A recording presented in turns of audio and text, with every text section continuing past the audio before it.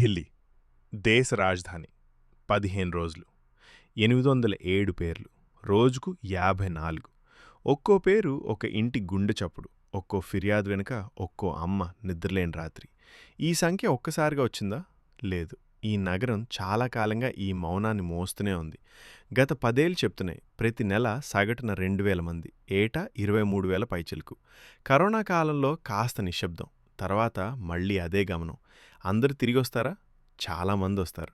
పోలీసుని చెప్తారు ఆపరేషన్ మిలాప్ కృత్రిమ మేధస్సు ముఖ గుర్తింపు సాంకేతికత చాలామందిని తిరిగి కలిపాయి కానీ ఒక గీత మాత్రం ఆగడం లేదు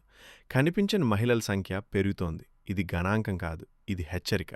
ఈ 15 రోజుల్లో మహిళలు బాలికలే ఎక్కువ పిల్లలు కూడా ఉన్నారు 12 నుంచి 18 మధ్య వయసు ఇది యాదృచ్ఛికం కాదు కొన్ని ప్రాంతాల్లో ఈ భారం ఎక్కువగా కనిపిస్తుంది ఉత్తర తూర్పు జనం గుమికూడే చోట్ల రైల్ స్టేషన్లు బస్సడ్డాలు మెట్రో మార్గాలు నగరం కదులుతుంది కదలికలోనే మాయమవడం సులువవుతుంది అందరి నేరాలేనా కాదు కొన్ని కుటుంబ విభేదాలు కొన్ని పారిపోయిన జీవితాలు కొన్ని ఉపాధి కోసం దారి తప్పిన అడుగులు కానీ కొన్ని కథలు నిజంగా చీకటి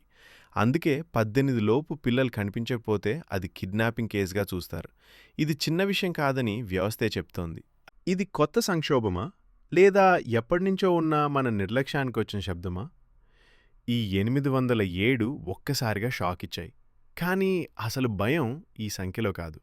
ఈ సంఖ్యకు మనం ఇంతకాలం అలవాటు పడిపోయినందులో ఉంది ఇది వేకప్ కాల్ భయపడమని కాదు డిజైన్ మార్చమని మొదటి 6 గంటలు కీలకం చివరిసారి చూసిన చోటు సీసీటీవీ చూడ్డానికి కాదు చెకన్ ముగించడానికి స్టేషన్ నుంచి స్టేషన్కు సమాచారం వేగంగా పాకాలి మెట్రో బస్ రైలు భద్రత మార్గాలుగా మారాలి సాంకేతికత స్లోగన్గా కాదు ఫలితంగా కనిపించాలి మహిళల విషయంలో ప్రత్యేక దృష్టి ప్రత్యేక బృందాలు ప్రత్యేక బాధ్యత కాలనీలు షాపులు ఆటో డ్రైవర్లు స్కూల్ టీచర్లు నిఘా కాదు జాగ్రత్త ఎందుకంటే ఇది ఢిల్లీ దేశం చూసే నగరం ఇక్కడ భద్రత ఒక ఐచ్ఛికం కాదు ఇది బాధ్యత ఈ 807 ఒక సంఖ్య కాదు ఒక పరీక్ష ఎవరైనా కనిపించకపోతే ఈ నగరం ఎంత వేగంగా స్పందించింది అదే అసలు ప్రశ్న భయంతో కాదు ప్రణాళికతో నిశ్శబ్దంతో కాదు చర్యతో అప్పుడే రాజధాని నిజంగా రాజధానిగా నిలుస్తుంది